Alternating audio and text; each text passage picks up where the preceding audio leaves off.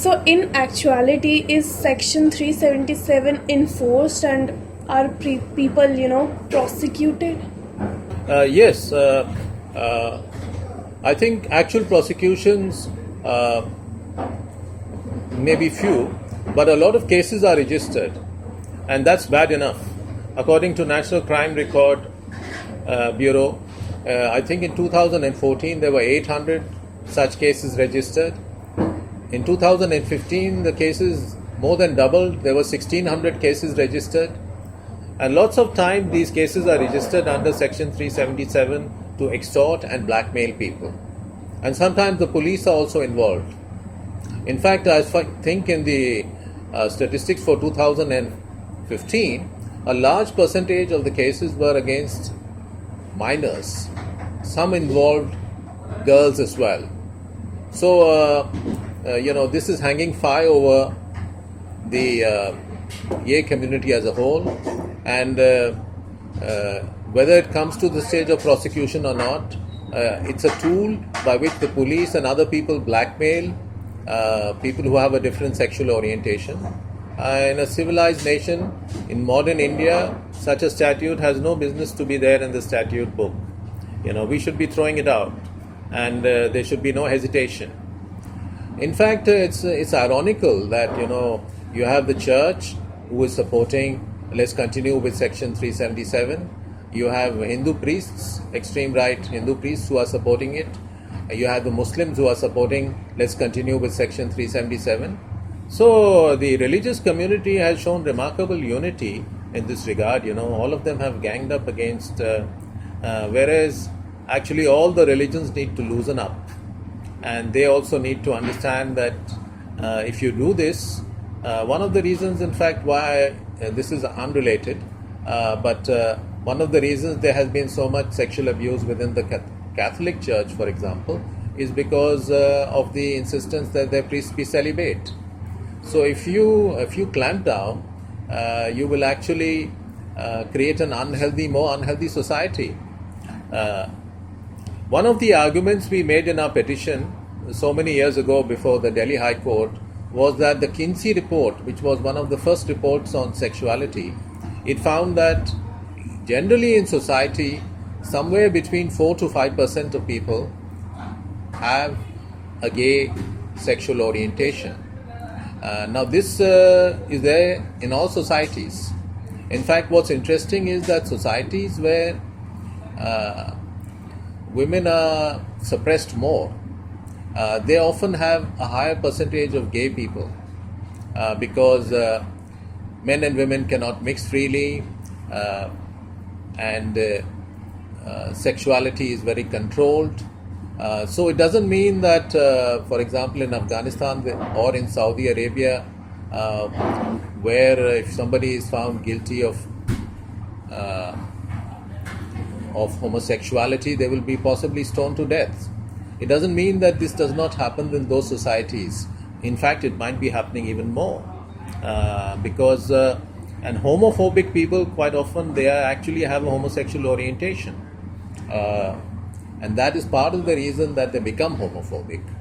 Having said that, I don't say that gay people are any better or any worse than non-gay people. They are just the same. So coming back to the book now, has there ever been any other book that you have written where you have reversed the scenario? Yes, Ananya, as a matter of fact, I have. There's an out-of-print play, Conquest at Noon, which talks about a hypothetical situation where it's not the British who colonize India, but India who colonized the British, and how that would read out, how that would feel. So maybe I will republish that play under a different title, maybe when India ruled England, something like that. Now that's something that did not happen, but if we consider, if it had happened, it will teach us some lessons. Just like I hope that Inside Gayland has taught certain people certain lessons. The idea is that heterosexual people should feel the pain of homosexual people. So there's another play which I'm writing, The Land of the Kharabs, which also tries to reverse the scenario in terms of making women more powerful, and women trying to control the sexuality of man, a community of women. I have to see, there's a play, Ladyland, which is quite different from my own play. So that's a work in progress. So how was Inside Gayland received? Oh, it was received very well. Of course, I was the lawyer for ABVA in the case of the Delhi High Court, which was a landmark case, being the first in South Asia. And the other thing is that my play Inside Gayland was taken out in a pink paperback, and it was distributed widely. It was used as campaign material. There were favorable reviews. Bombay Dost carried a favorable review, and a Calcutta-based Seagull Theatre Quarterly, they extracted portions of the play, which is a high-ranked, highly rated quarterly. And in general, people liked it. I think the great thing about the play was that it was looking at a very important issue, but in a light-hearted way, but at the same time underscoring the need to reform the law.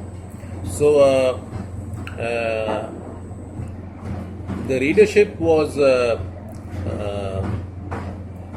convinced by the arguments. I was approached by some playwrights. There's one very successful playwright based in one of India's metros, who at the time was in the closet. And he said, well, why don't you write about something less logical, something about the suffering of this community in a more real sense? And I said, I'm not the right person. Maybe you should do it because you are gay, although he was in the closet at the time. And maybe I'm not the right person to be writing a play like that. And yes, this play is structured like an argument, but there's no reason why it should not be. So in general, the play was well received. The initial play was just half an hour's running time. And then some people said that, listen, if you really should make it longer, you should introduce some legal arguments in it, which happened in the High Court of Gayland. For some time I resisted the idea, but then a publisher approached me and he said, I'd like to publish this book. I know exactly how to market it, but you need to double the length of the play. So then finally I said, okay, let's go with it. So the play here, it's almost double the size of the original play. A lot of legal stuff has been added. The book itself, it carries a copy of the first ever petition filed against Section 377, so that has some kind of historic value for queer historians. And it has lots of other judgments also, which is why it's a thick hardback. So what is your view on homosexual rape?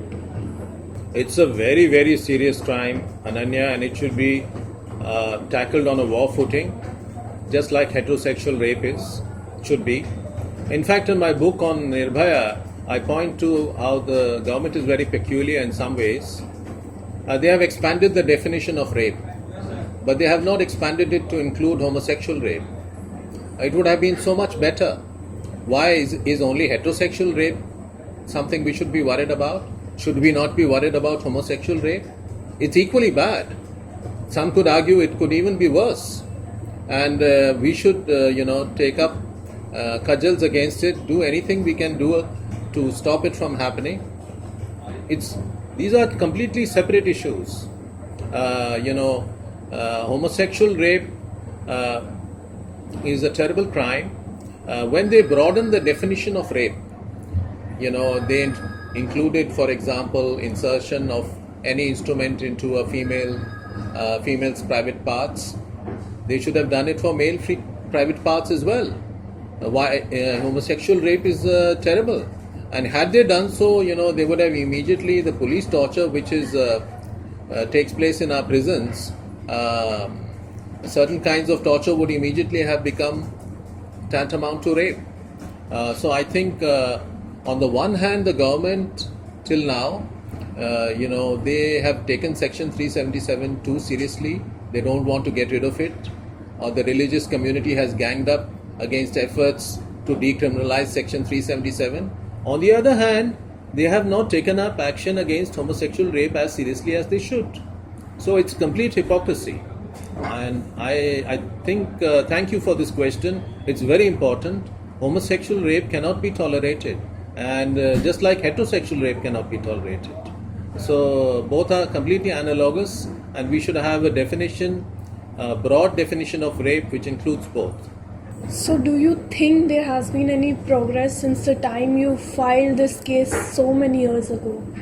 Yes, Ananya, I think there has been huge progress. Maybe not strictly speaking in the legal front, because Section 377 was criminalized then. It continues to remain on the statute book. We have to see in the next few weeks or next coming months what the Supreme Court is going to do about the latest challenge, the curative petition. So legally, we may not have made much progress, but otherwise, in terms of conscientization, in terms of awareness, in terms of people willing to come forward, there's been huge progress. At the time we filed the petition, the gay community was much more scared. As I mentioned, celebrities like Vikram Seth were in the closet, people who could lend a voice to the cause. Now they are very much in the forefront, and I don't blame them for being in the closet at that time. Things can be difficult. We are all in India, subject to pressures from the family. But times have changed. Now 100 eminent persons have signed a petition for asking for the repeal of Section 377. There are marches being held. People are much more vocal about why this should not remain on our statute book. Now the wider sexual minority community also is coming together. We speak of LGBTQ rights. At the time, I remember I had suggested to a couple of groups that we file a petition for the transgender community, for hijras in the Delhi High Court. And I said, I will file the petition free. But even people within the gay community were not willing to take this forward because they had their own prejudices, So they said, we are okay, but those people, the hijras, the transgenders, they are terrible people. And nothing should be done about them. They are terrible. There's a different case. So I think there has been a widening of awareness. Sexual minorities continue to squabble, but at that they do not squabble amongst themselves as much as they did before. And I myself have not been so involved in these issues because soon after this case, in a couple of years later, I started on an international career. I moved country and I got involved in other issues. My literary interests also shifted. So, but this is something which is close to my heart as a cause I was involved in for some years, and now other people have taken the baton forward, and I think it's just a matter of time. There will be a ruling, and this law, this archaic law, will finally be thrown into the dustbin. So let's see. So that was all for today. I'm sure we all have learned something new. Thank you, Mr. Talwar, as always, for being with us today. Thanks, Ananya. It's a pleasure to be with you and your team, like always. And I think it's good we shot this episode today at a time when the Supreme Court has just finished hearing arguments on the constitutional validity of Section 377. So the play, written all those years ago, continues to remain valid. I hope for not very long. I hope Section 377 will be struck down, and then the play will just be of historic value. It will no longer be needed to be of campaign value, although it can be used in other countries. So, thank you. Nice to be with you again. Thank you everyone for watching this episode. This was your host Ananya Sharma taking your leave.